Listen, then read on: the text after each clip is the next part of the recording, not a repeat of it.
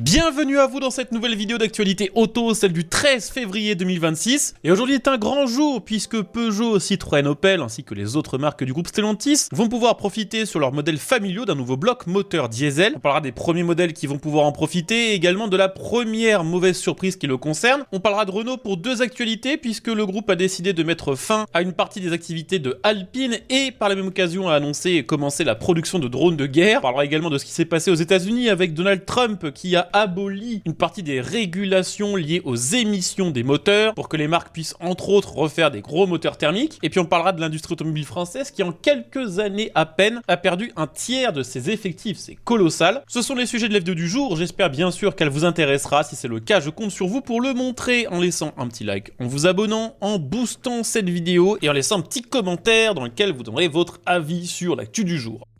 Et justement, on va commencer avec la bonne nouvelle du jour, puisque du côté de chez Stellantis, on a annoncé que du côté de chez Peugeot, Citroën et Opel, les modèles familiaux allaient pouvoir maintenant profiter d'un nouveau moteur diesel, un moteur qui a été conçu pour l'avenir, puisqu'il respecte les futures normes Euro. C'est un moteur 4 cylindres diesel de 2,2 litres de cylindrée qui sort 180 chevaux, que vous pourrez dorénavant retrouver sur les Opel Zafira, le Citroën Space Tourer, ainsi que le Peugeot Traveller. Sur ces modèles, ce moteur qui développe 400 Nm de couple sera associé à une boîte automatique. La bonne nouvelle, parce qu'on va commencer par la bonne avant de parler de la mauvaise, c'est que ces nouvelles versions diesel coûtent moins cher que leur équivalent électrique. Le Traveller diesel commence aux alentours des 43 000 € avec ce nouveau moteur, alors que sa version électrique commence plutôt aux alentours des 49 000, donc 6 000 de plus, avec une autonomie du côté du diesel 6 à 7 fois supérieure à celle des versions électriques, puisque la version électrique d'entrée de gamme, 50 kWh, elle est annoncée comme pouvant parcourir 230 km WLTP, probablement du coup sur autoroute aux alentours des 115-120, alors qu'en diesel, même si on considère qu'il consommera plus que les données WLTP, qui sont toujours très optimistes, on est sur un véhicule qui devrait pouvoir parcourir 800 à 900 km d'autoroute avec un plein. Maintenant, on va parler du gros problème de ce moteur, c'est que d'après le protocole WLTP, il rejette entre 181 et 186 grammes de CO2 par kilomètre. Ce qui fait que sur le Zafira, qui coûte 46 000 €, le malus CO2 théorique grimpe à 64 000 €, auquel s'ajoute environ 8 000 € de malus au poids, donc 72 000 € de malus pour un véhicule qui coûte 46 000 € de base, qui n'a rien de sportif ni de particulièrement luxueux. Donc au total, une facture de pas loin de 120 000 € pour un simple monospace familial. Maintenant, ce qu'il faut dire aussi, c'est qu'en général, quand on achète un monospace familial, c'est qu'on a beaucoup de gens à transporter et qu'on peut toujours profiter d'une réduction du malus CO2 de 20 grammes de CO2 par kilomètre pour chaque enfant que vous aurez à partir de 3 enfants. Donc si vous avez 3 enfants, c'est 60 grammes qui sautent et un malus qui tombera à environ 650 € en sachant que maintenant, quand on immatricule un nouveau véhicule, il faut avancer le prix du malus pour ensuite pouvoir se faire rembourser quand on a une déduction possible, ce qui fait que même si vous avez une famille nombreuse, il faudra quand même sortir les 70 000 € pour la carte grise avant de se faire rembourser quelques jours, quelques semaines, quelques mois après.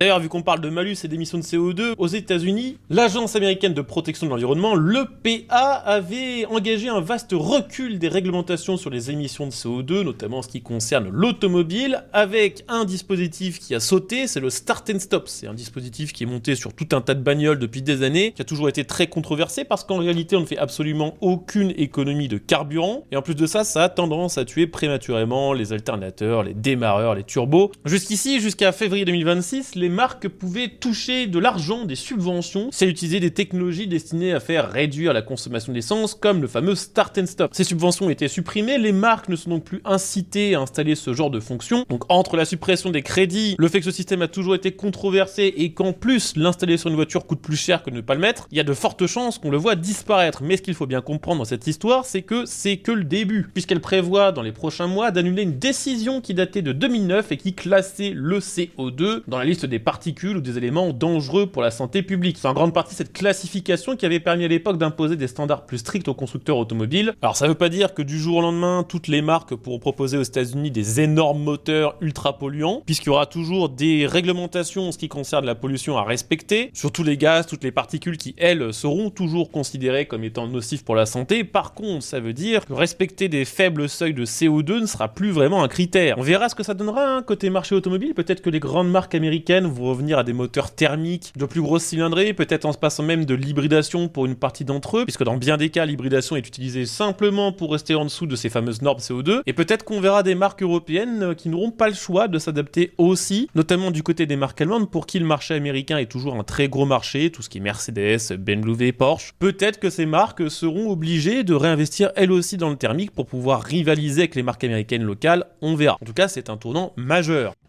On va parler maintenant de Renault, puisque on n'a pas une super bonne nouvelle, en fait on a même deux mauvaises nouvelles sur le papier. On en parlait il y a quelques jours en vidéo, le site de Alpine de Viry-Châtillon, dans lequel autrefois on développait les moteurs F1, n'avait plus vraiment d'avenir clair depuis que Renault avait annoncé arrêter justement de développer des moteurs pour la F1. Alors il était question au début que ce centre devienne l'Hypertech Alpine, dans lequel on développerait des projets liés à l'hydrogène et également les technologies de véhicules sportifs de chez Renault. Eh bien ça n'arrivera pas, puisque le 12 février 2026, on a appris que Renault abandonnait l'ensemble de ses programmes internationaux en sport automobile à part la F1 pour le moment. Plus marquant encore, plusieurs projets de voitures particulièrement ambitieux d'Alpine sont stoppés sans vraiment donner de détails là-dessus. On peut supposer que c'est quand même des voitures de course ou des sportifs de luxe plutôt que la future A110, enfin en tout cas on espère, parce que sinon Alpine est mort. Renault a confirmé que Alpine quittera le championnat du monde d'endurance, le WEC, à la fin de la saison 2026 après 3 années en catégorie hypercar, notamment parce que le sport auto ça coûte cher et parce que les résultats sont restés loin des attentes. Maintenant, qu'est-ce qui va se passer pour les 500 employés sur place? On sait pas trop, même si Renault a bien confirmé que le Hypertech ne verra pas le jour et que tous les postes sur place ne seront pas maintenus, ce qui veut dire qu'il y aura soit des licenciements, soit du recalage dans d'autres régions ou dans d'autres usines du groupe Renault, peut-être l'armement, on en parlera après. Alpine confirme poursuivre le développement de sa gamme électrique tout en reconnaissant quand même un ralentissement de la croissance du marché. Et oui, on en parle tous les jours ici, depuis 2 ans.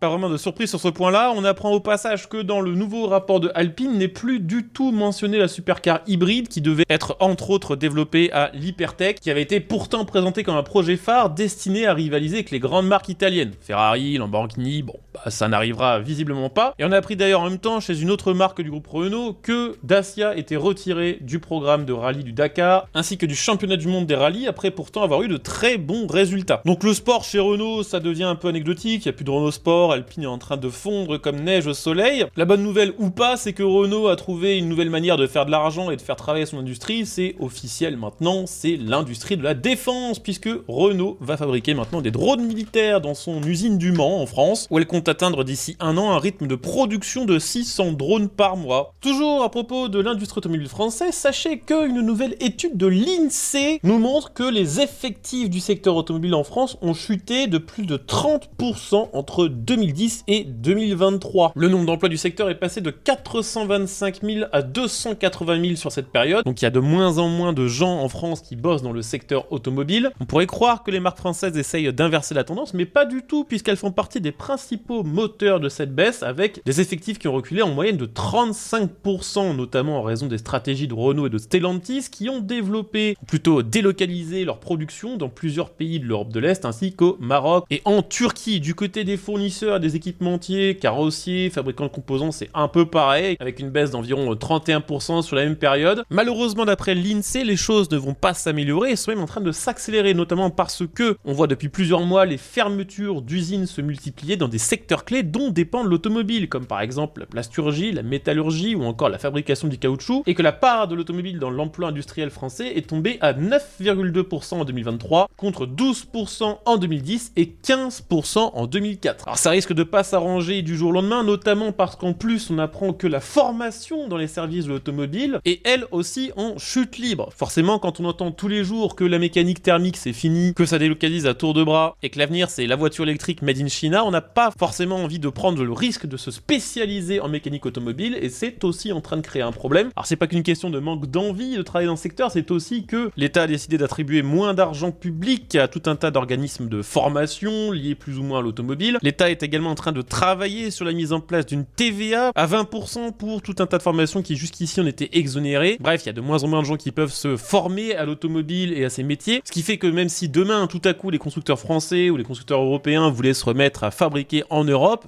il y aurait un problème de main d'œuvre, il y aurait une pénurie de main-d'œuvre qui sera le fruit d'années d'abandon tout simplement de ces métiers-là. Ce qui peut paraître un petit peu paradoxal vu les chiffres que je vous ai donnés avant, c'est que la pénurie elle est déjà là. Dans ce qu'on appelle l'après-vente, donc tout ce qui va être maintenance, réparation, carrosserie, enfin bref, tout ce qui concerne le véhicule après sa première vente, il y avait 73 000 postes à pouvoir en France en 2024 et seulement 58 000 recrutements, avec 18 000 postes qui sont restés vacants parce que pas trouvé la bonne personne pour le bon taf. Donc voilà, on a fait le tour pour ces actus du vendredi, on se retrouve dès demain pour la prochaine vidéo news. En attendant, n'hésitez pas à laisser un petit like à celle-ci, à vous abonner pour les prochaines, ajouter un petit coup d'œil au bouton rejoindre sous cette vidéo.